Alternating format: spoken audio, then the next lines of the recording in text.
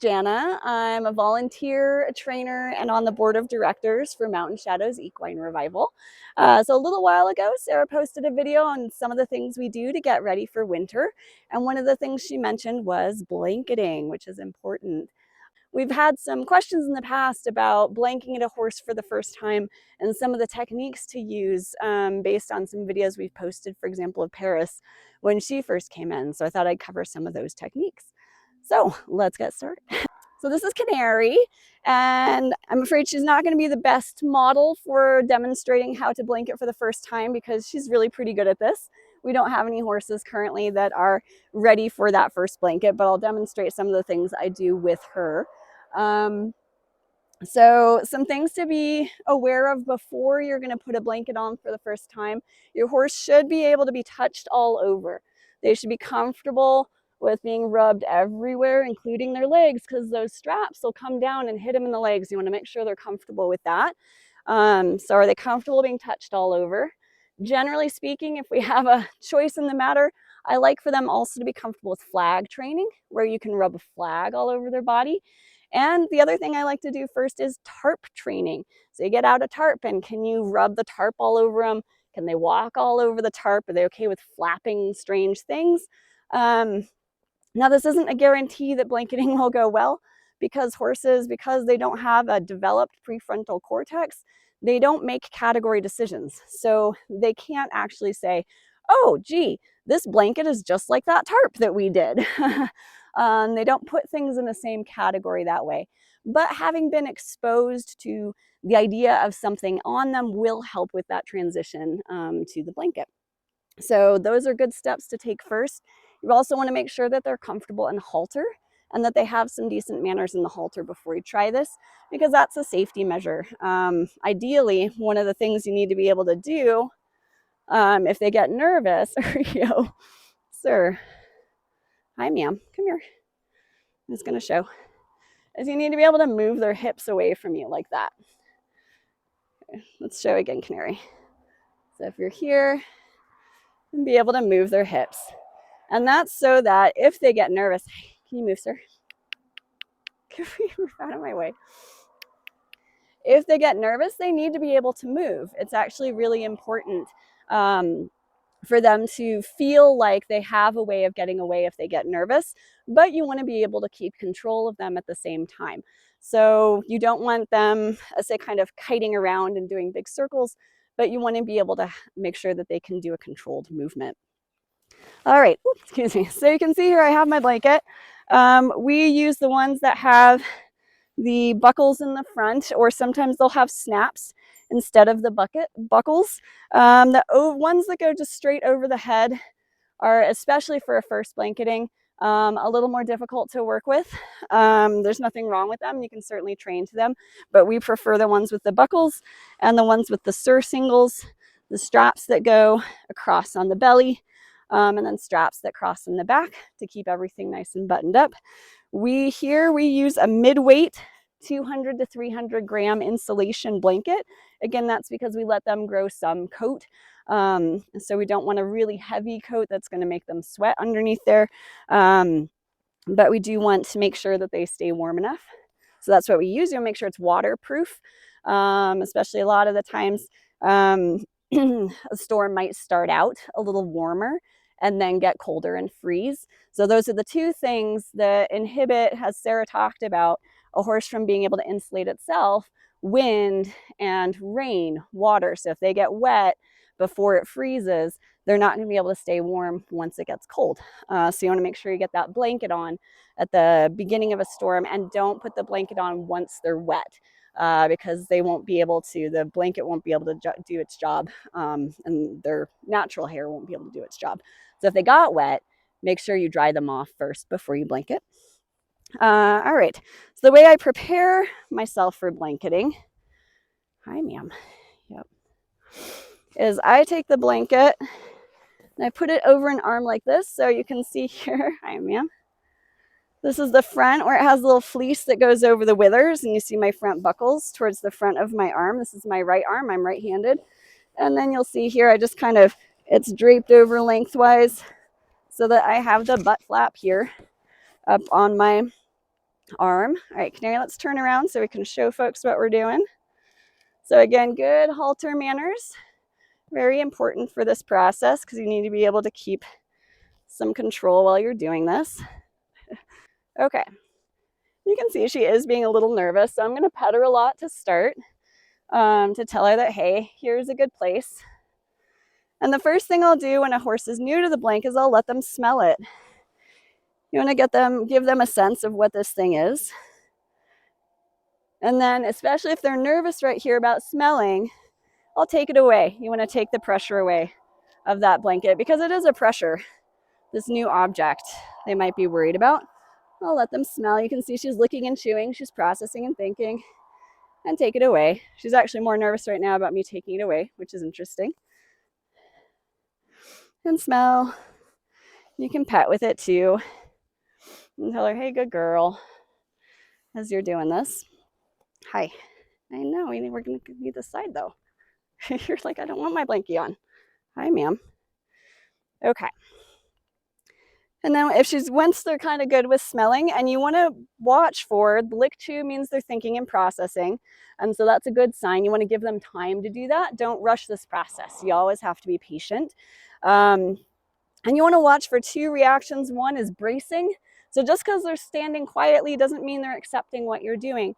If they get real tense and they stop their breathing, if their eyes get big, just because they're standing there, you want to keep going with that step until you're seeing some comfort with it, that licking or chewing, a breath out, and so on. So each of these steps, you want to watch their reaction and gauge yours based on that.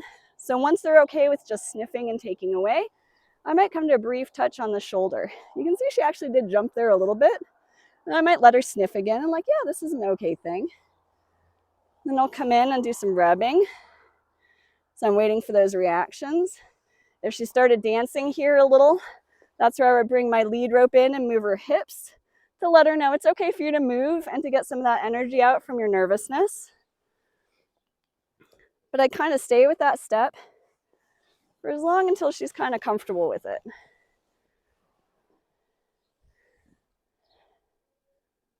And you can see she's every time I come over, she's kind of jumping a little bit. She is a more sensitive horse. And so that's part of that. There's a lick chew, that's good. And then you pause and you let them kind of have that moment.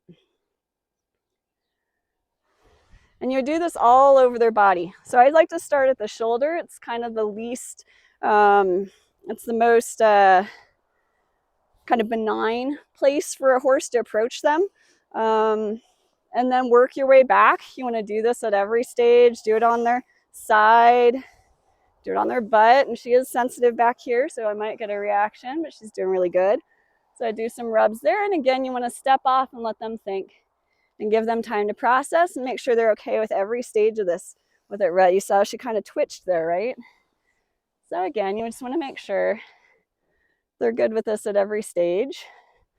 And don't move on until you've got that stage totally figured out. Yep. And then because horses have this bilateral vision and their brain is kind of divided in half, just because they learn something on one side doesn't mean they know about it on the other side. You have to reteach everything on both sides of the horse. And that goes all the way back to the sniff. You start all the way back at the beginning. Are you okay here? Sniffing. Good. Okay with rubbing. Good. And again, you give as much time as your horse needs to get comfortable. Rio would like to know what's going on. Thank you, Rio. I'm a very helpful assistant. Okay, sir. All right. So you do that all over both sides. You even want to kind of take it. Here, ma'am. Let me move over. Hi. Under the horse a little bit. You come down on their legs with it as well, because those straps are going to hit down there. They're going to hit under the horse. You want to make sure they're okay with this idea of the blanket under there, on the legs. And again, at each step, you're going to pause and make sure they're okay. Again, if they get nervous, you can move their hips, let them do some movement. You stay right with them. Ideally, you have a horse that's been nervous about something, you want to keep the blanket on, let them move that way. And then when they stop, you're going to take the stimulus away, and that's their reward. Hey, you did a good job. That's right. So you want to kind of keep that pressure on a little bit, but each step you want to go gradual so that you're not overstimulating or going over the threshold. All right. So then once you've got good just kind of rubbing over, I've got it gathered up. And then what I'll do is I kind of start here on the withers, and I'll put it over the back like this. And you want to kind of get it onto the other side a little and move it back and forth so they get used to that idea. You can see Cannary is starting to get a little antsy on that. And again, I've got a nice loose lead rope here, right? I don't have any pressure on her. Rio's got pressure on her. So you go kind of over the back here and make sure they're okay with that. And then once they get good with that step, you're going to take the whole thing gently and put the rest of the other side. You can see how it's kind of gathered towards the withers here. Include these back straps. Gently, gently let those go to the other side. Again, if your horse starts dancing here, try to hold it. When they stop, you can take that back off. Release that pressure. These straps might cause a little worry.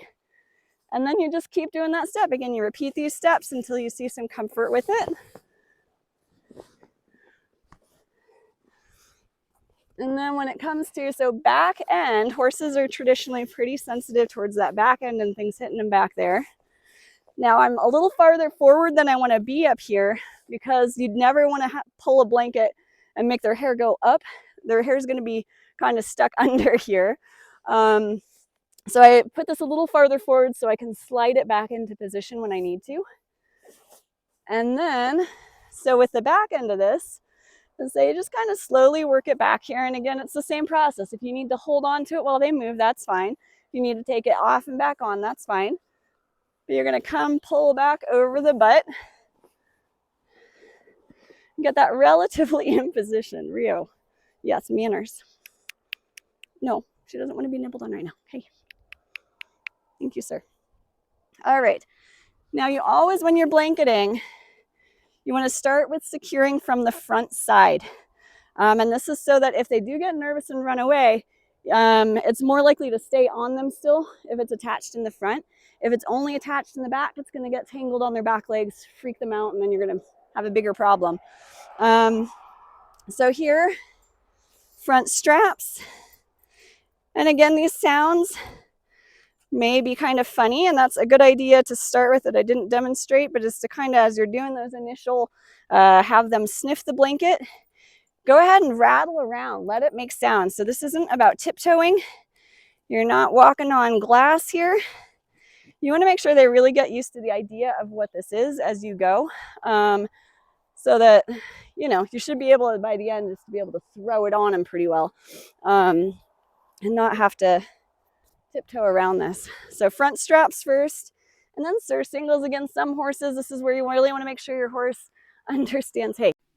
So we got Rio turned out there because he was being a bit of a nuisance, and we lost our volume, so I'm dubbing over here. Had to get Canary's blanket straightened back out. So again, where I was saying was you want to make sure they're really comfortable with touching down around their belly. Reach down to grab those singles. Most of the style of this blanket, they'll cross, and so you go ahead and do up those singles. Reach for the other one. You want to try to get the snow off there so it's not bugging their belly. They don't have something cold down there. And so with the fit on these, you want to make sure that there's a little bit of room here. Not so much that they can get a foot caught up in there, but enough so that they can breathe and move around. You want to make sure that it's not tight up against their belly. All right, so here is where I'll kind of pull back a little to make sure that fit is working right there. And then for doing the back straps, I like to touch those back legs to let them know that something's going to come. Again, it's a more sensitive part of their body. And so you really want to make sure they're ready for when those straps are going to be crossing in there, and that they're okay with that kind of touch, so they're not surprised. So you reach through, you always want to stand kind of to one side of your horse, not immediately behind, to do up these straps. I like to cross them, just kind of cross immediately to make an X. Some people kind of give that one more twist in there. There's a couple ways to do that, but the point is you want to make sure their legs don't have a way of getting hung up on them. Often horses, when they first get a blanket on, they might go kind of running and bucking around, and it just feels weird on them, so you want to let them do that. They just need to get used to having it on. So in terms of fit, what you'll see here is this comes up nicely on the withers into a nice position. You want to make sure there's enough room at the neck for them to be able to bend over to eat and drink and so on. And this one does that. And here in back, you'll see it comes nicely the end to the point of the butt, with the tail flap resting kind of right on that tailbone, tip of that tailbone. Again, patience in all of these things, it's really important. Another thing I should have mentioned when you start is your attitude and your way of being around your horse is really going to affect them for this. So you want to watch if your heart rate goes up, their heart rate will go up and they'll get anxious. If your breathing is fast, so you want to keep yourself as calm and patient as possible during this whole process. All right, let us know what questions you have in the comments. Thanks for watching.